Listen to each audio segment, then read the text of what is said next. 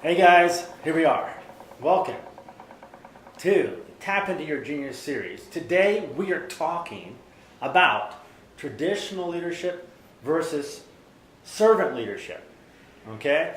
And this is all in line with the Tap Into Your Genius course and membership site. I'm be launching the beta on September 1st, so anybody who wants to become a member of that, please let me know, direct message me, and I'll show you step-by-step how to tap into the genius part of your brain. Hello, Laura. And today, with me, is Matt Kosec. Am I saying that right? That's Matt right. Kosec. That's right. Matt Kosec Consulting. And what we're talking about today is traditional leadership versus servant leadership. And what Matt does is he goes into corporations and organizations and helps to show them how powerful the servant leader model can do to just make radically wonderful changes to their organization. So, hello, Matt. So glad to be here, Jeff. All right, awesome. I really appreciate this invite to tell you and all these folks about servant leadership and especially what it's meant to me in my career. Well, let me ask you this: and what is why has servant leadership? I guess I'm bouncing between two different questions. Let me ask you this first. Part of what we want to talk about today is purpose and vision. And so you have purpose and vision. Part of that is servant leadership. So how did that develop in your life to where you wanted to make it really your full-time endeavor? Yeah, I started with, the first time I heard the term servant leadership was when I was with the Carrollton Police Department. Right. So I'm an officer, I've been there a couple years, I've become entrusted to train new police officers. You were for 16 years. And I was in law enforcement for now, a total now of 16 years. Okay, yeah. And at the time, the police chief brought in all the field trainers and said, we're going to talk about this idea of servant leadership. Yeah. So Chief David James, he was very interested and passionate about servant leadership, and he introduced it to me.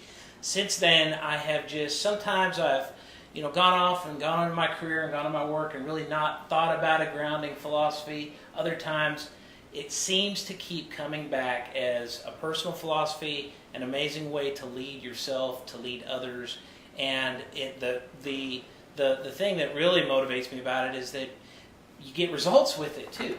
Mm-hmm. So it's just not just pie in the sky. This is a great thing to do, but I've seen the outcomes of it. Well, let me ask you this: what do you see as the single biggest problem in leadership today, whether in corporations, businesses, or startups? Well, regardless of size, to me, the root of servant leadership is why you're leading in the first place. So are you there to make yourself more popular, get a raise, make your bonus, be at the top of the organization? For me, the myth was become a police chief. And so what's the motivation of you being there? And we see there are companies that I've worked with that you see happen every time they decide, you know what, instead of making the leader the centerpiece, the leader on top of the mountain, the leader who is saying, I have the answers, right, follow me. Right. Every time you see that, you can get short-term results. But you see other companies who decide, we're there, the top leaders, or middle managers, or anybody else in the organization are there to serve the people who are actually doing the work. Mm-hmm. So, and then what happens is when you start putting the people of your organization centerpiece, suddenly they start doing amazing things.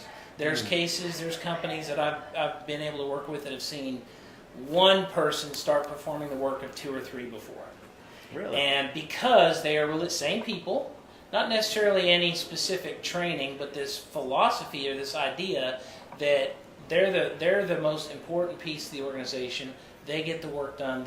You end up releasing extraordinary amounts of motivation, effort, your work genius. They start tapping in and starting doing things that they had no idea maybe they even knew they could do. Yeah. And that all contributes back into accomplishing the organization's mission. This really interests me, what you're talking about in this way.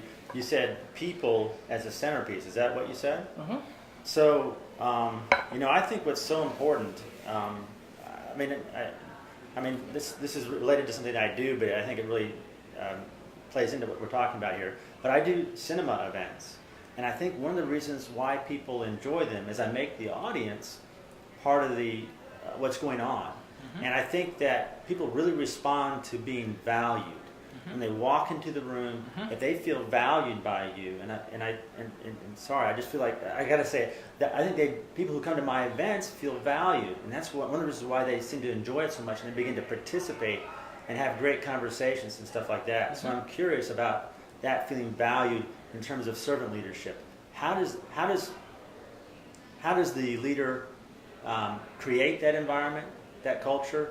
And then why do you think that when someone feels valued or is a centerpiece that they perform so much better? Well, what you're really talking about is people want to, whether they admit it or not, people want to know that their work matters. We spend way too much time at work to not even bother to think about, does this matter? Is what I'm doing every day matter? From the front line to top leaders to the president, we want to know our work matters. Just like when you bring people to an event, you're showing them that they matter.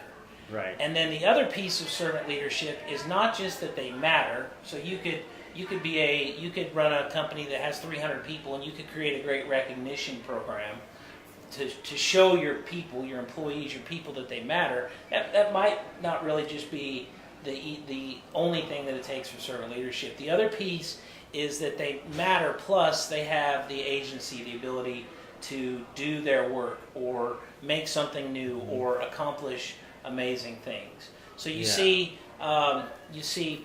there's a company you might have heard of here in Dallas called Southwest Airlines. You may have heard of them.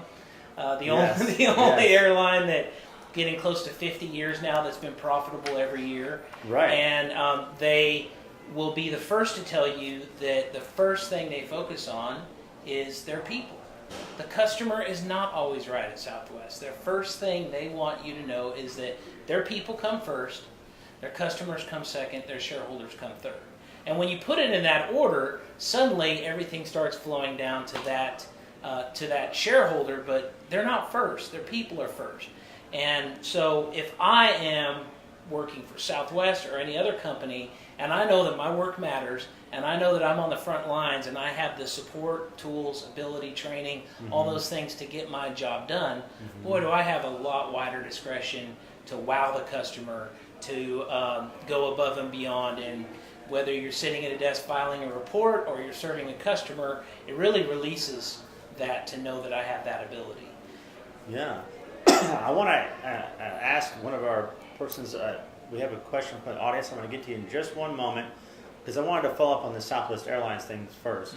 And I want to ask you is how can a corporation, a small business, a startup create a culture similar to Southwest Airlines to where they have this just almost rabid loyalty? How do you achieve that? Rabid loyalty from customers or from employees? From the employees From themselves. employees, Yeah, they just want to work there. People, you were telling me in a conversation earlier that people, you have to almost get invited in or referred in to even have a chance for a job there, and people love working there. Right. Well, that or any other organization, I think it goes again back to accepting and appreciating the whole person. That you bring in. If you sit down in an interview and the company's telling you they're practicing servant leadership and they just spend the entire time talking about your skills and abilities and your knowledge, that might be a red flag that there's something to learn there about whether or not servant leadership is being practiced. But this goes beyond just asking about your family, hobbies, and all that stuff. Sure, that's important. What really matters is, what are your dreams? Why do you want to be a part of that? Why do you want to be part of that organization? What would success look like to you in 5 years? What would an accomplishment look like? Not just what are your hobbies. So when you feel like that whole person belongs, you become committed. So look at so we're sitting in Common Desk, right? That's how Jeff and I met. Yeah. We both office out of here at Common Desk. Yeah. It's very trendy right now for companies to say, we love our employees. Here's your ping pong table, your free M&Ms, your nap pod, your beer, your coffee, and don't get me wrong, I love that we have like 90% of those things here at Common Desk. Right. But you and I met and started talking about these very important things about how we lead organizations and releasing people's genius. Mm-hmm. We met at a book club, and we just walked out of a meeting, walk and talk, where we're talking about some meaningful how do you identify what's friendship to you. Wow, that's a big question. How do you define friendship, and what does it mean to you? Right. So that creates that connection, that loyalty, as we're customers of Common Desk right now, right? Yeah. Those moments are the moments that we mattered and that we had agency over, walking out of there and saying, I feel, if you want to call it, more value because of that. I mean, that was one of the deciding factors why I wanted to become a member up here at the Common Desk. There's a lot of great places throughout Dallas here. I've been to most of the co-working places here. But I went to the Guacamole and Talk event, and they were asking the question was, how do you create accountability for yourself and your business, your job, or whatever. We had a great conversation, but what happened was it started going around the table answering this kind of meaningful question. But in that, I got to see what people were really like. And I said, I like this guy, I like that girl, and I want to get to know them later. But also as a new, I wasn't even a member there as my free day. And I said, this is where I want to be, because I felt like I had a chance, because of what Common Desk did, what they set up, a chance to meet these people in a meaningful way. I really liked it. And then the people that I met were great people. So. Well, and that's when they say, when you're asked the question in a group, a community, in dialogue, and you're asked, what do you do to hold yourself accountable? How can you're being given an invitation to grow, to become better, right? And I think that's another piece of servant leadership, is that a servant leader strives to challenge themselves to constantly grow and become better and improve, but also invites and challenges others. So when I think about servant leadership in my past history, I think of 2 or 3 times when I thought I was doing great. I thought I was doing my full potential. And my boss came to me and said, Matt, I think you can take this on. And I'm looking at like, wow, that's a huge project. I've never done anything like that before. But they're pushing, they're seeing that capacity and asking me to grow. And those are some of the foundational skills that I'm applying now and helping other companies to learn from. I'd like to go on with that, but someone was asking in the audience, and this might be a radical question. Probably not that radical, but as a police officer, you might go, I don't know anything about that. We don't do that. Of course, that's being ridiculous. So here we go. Here's the question. All right. This person was asking in our audience, Matt, in terms of servant leadership, how can a leader actually use love as a way that he's creating leadership in the company? Well, that had to maybe have come from Southwest Airlines. Their love ticker, their stock ticker is love, LUV. They talk openly about love. So that's when you asked about why is someone so committed to coming to work. That doesn't come from something up here in the head, my paycheck, my benefits. That level of commitment comes from the heart. So that's an emotion. So I think love is you can talk about love, you can talk about fear, pain, anger. You can talk about a lot of things that are all about emotions, and that comes all the way back to bringing your whole self to work. Because if you're asking your employees to walk in the door and check their emotions at the door, that's a joke. That's not going to happen.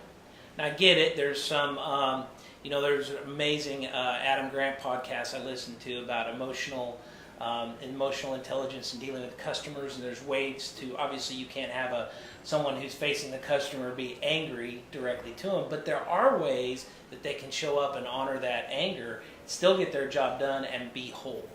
So if you're asking someone to separate their emotions from their work, you're asking them to not be themselves. Right, not be human, really. Not be human, really. So if you want to talk about love or fear or pain or joy, I mean, there's a lot of organizations where it's not safe to stand up and say, I'm passionate about this. I'm excited about this. This really gets me going. I mean, there was things that I got excited about in law enforcement that others kind of looked at like, why are you doing that? Some of my peers were going off and getting master's degrees in criminology and criminal justice, and I say, I want a degree with organizational leadership with an emphasis in servant leadership. And that was different. And cultures that thrive are cultures that have that willingness where people can stand up and say, "This is what I'm passionate about, and I want to bring it. I want to bring it to work." Yeah. Hey, could I be just a little selfish and ask you a question that could benefit my organization? Of course. Okay, cool. Awesome. It's your show. See, the only reason why I do this It's is your I get show, Jeff. consultants to tell me what to do. Help me out. All right. So, Matt, you know that September 1st, I'm launching the Tap Into Your Genius membership site and course, which is going to teach people how to tap into the genius part of their brain so they can do amazing things that we traditionally put together with geniuses, but I think we all have that ability within us. And so as a small business, I'm looking about how can I build a team just of freelancers right now, because that's probably all I can do right now, maybe all that I need. But I was thinking to myself, and I wrote down one of the questions, how can I create or be a servant leader if I have oh my gosh, what? All right.